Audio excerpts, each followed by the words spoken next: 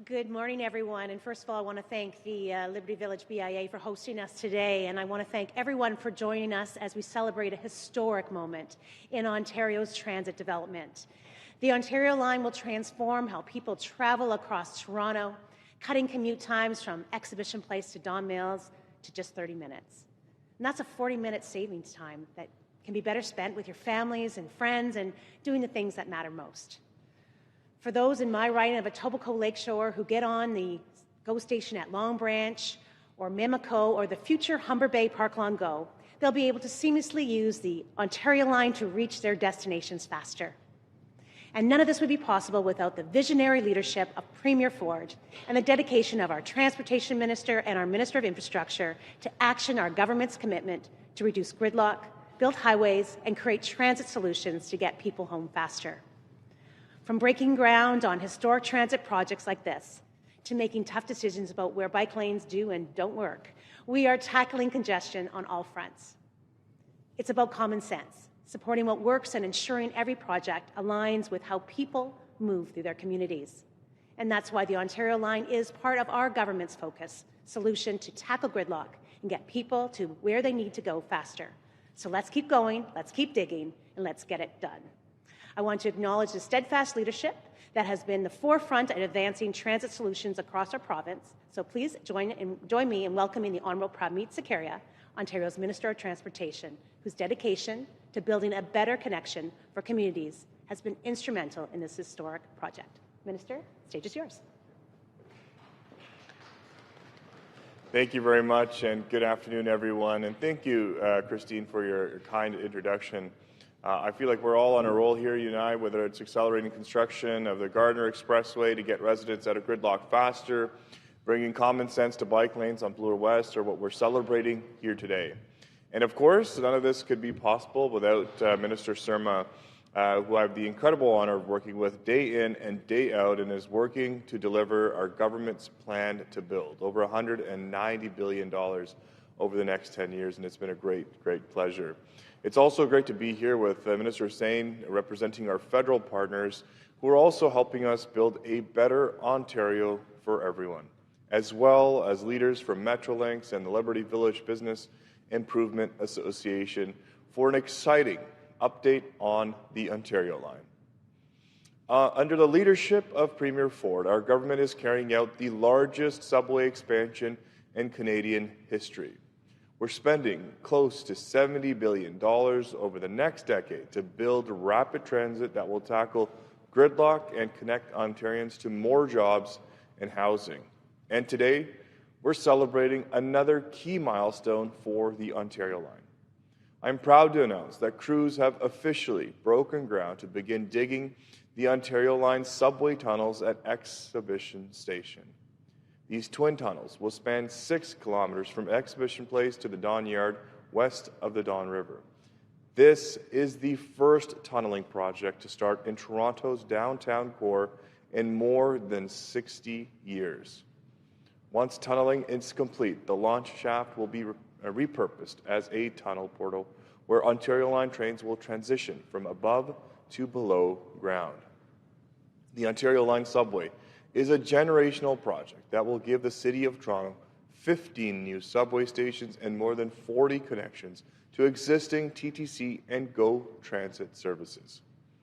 A trip across the city from Exhibition Place to the Eglinton Crosstown LRT at Don Mills Road will take 30 minutes or less compared to the hour and 10 minutes it takes today.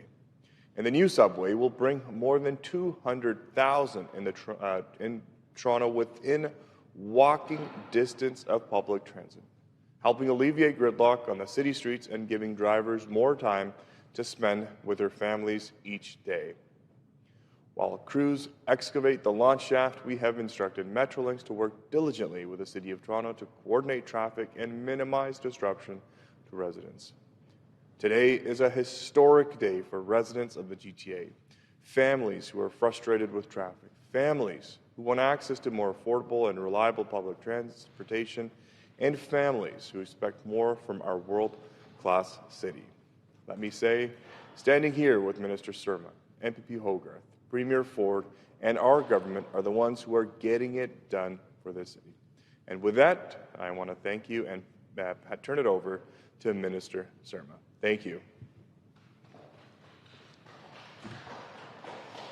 Good afternoon, everyone. I'm pleased to be here with the Minister of Transportation to share with the public how we are delivering seamless transit in the Greater Toronto Area, which will go a long way in reducing the gridlock on our roads. The start of the excavation work on the Ontario line will enable the first new subway tunneling project to start in Toronto's downtown in more than 60 years. Please let me say that again, in more than 60 years.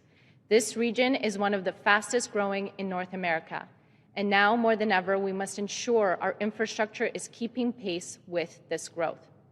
That is why our government is moving forward on the most ambitious capital plan in the province's history, by investing more than $191 billion over the next 10 years to build hospitals, highways, long-term care, schools, and public transit. We need to build transit that's fast and meets the needs of the people in the city over the long term, and we're getting it done.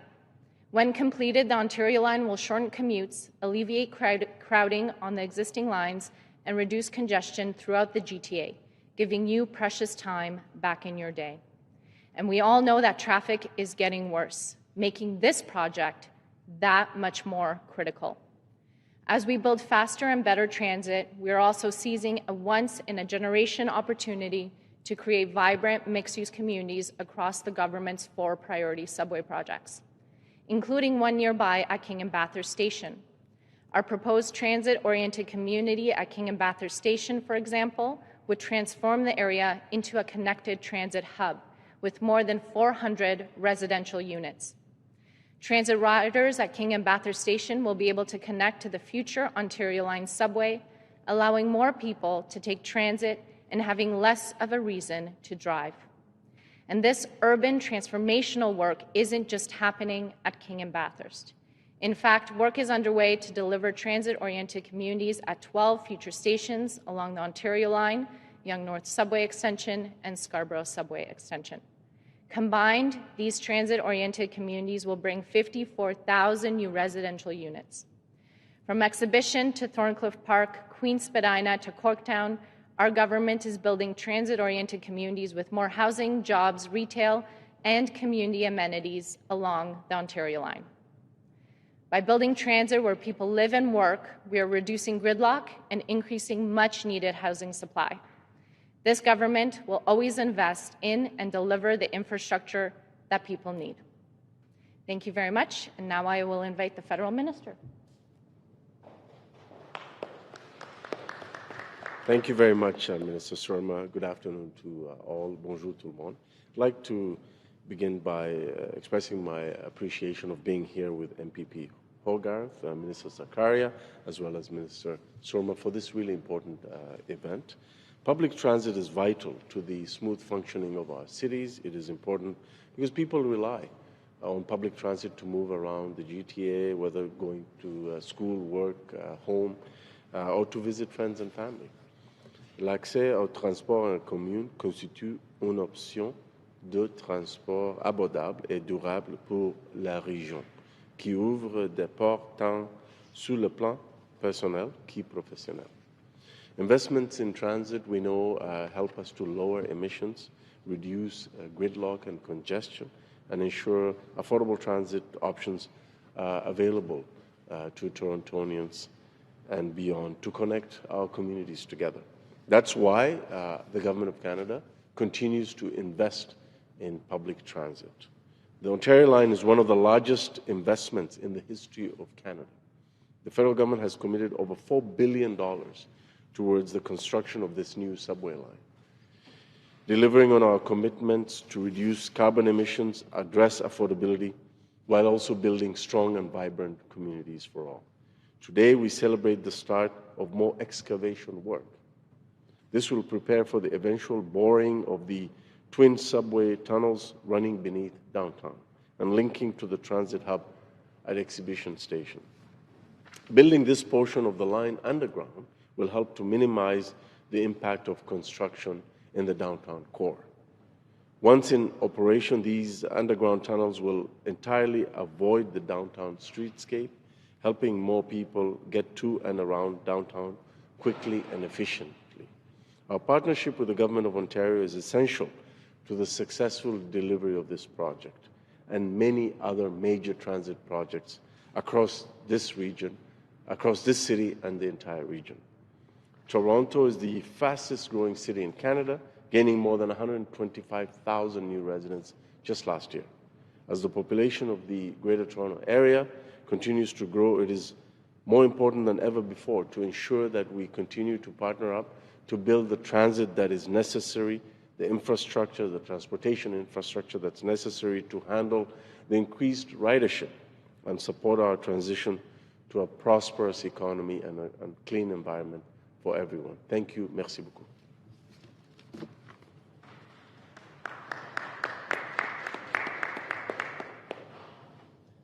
Good afternoon, everyone, and thank you to Minister Sarkaria, Minister Surma, and Minister Hussen. Today's announcement marks an important milestone for the Ontario Line project and the Liberty Village community. This development will bring long-term investment and lasting benefits to the area.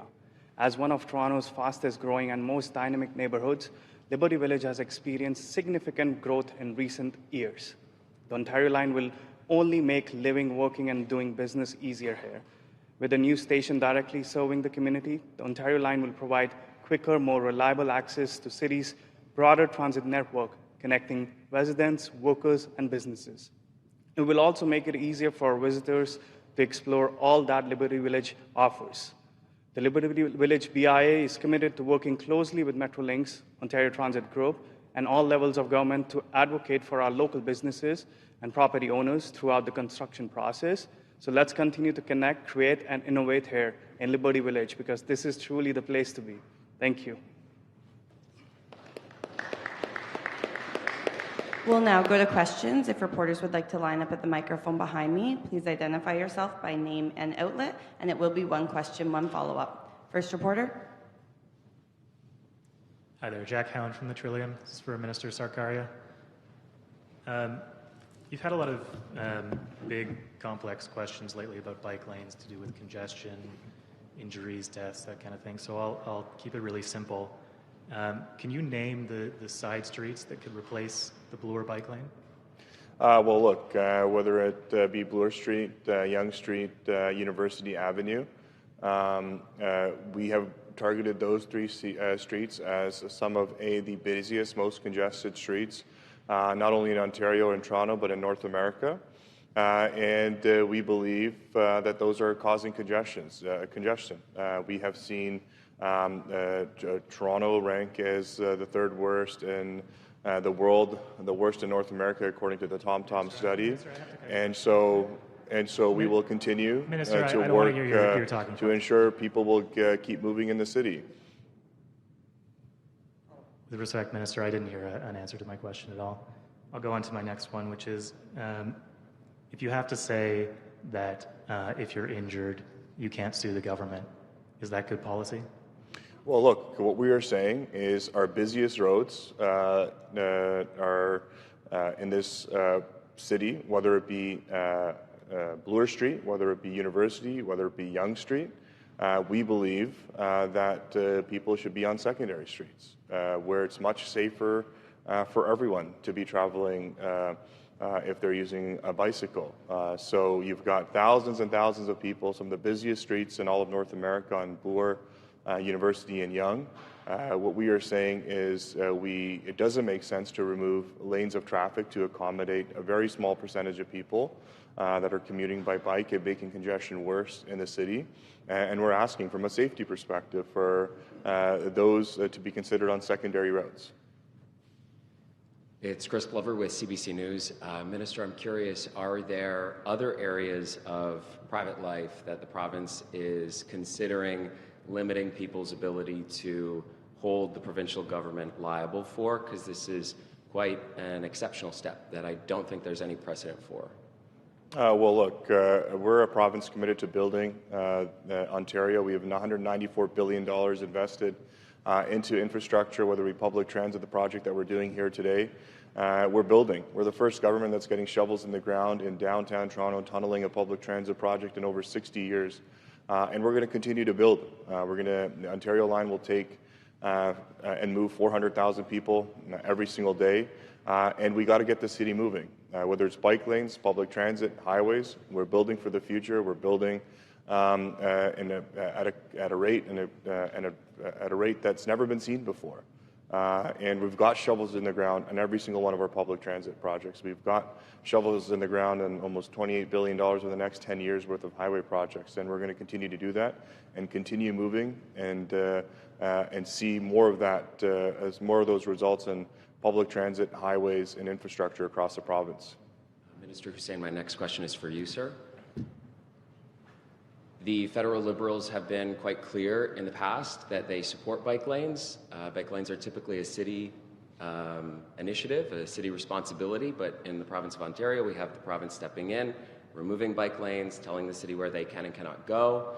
And I'm curious if the federal government has been watching this story and if there is any capacity or willingness on the government's part to step in here.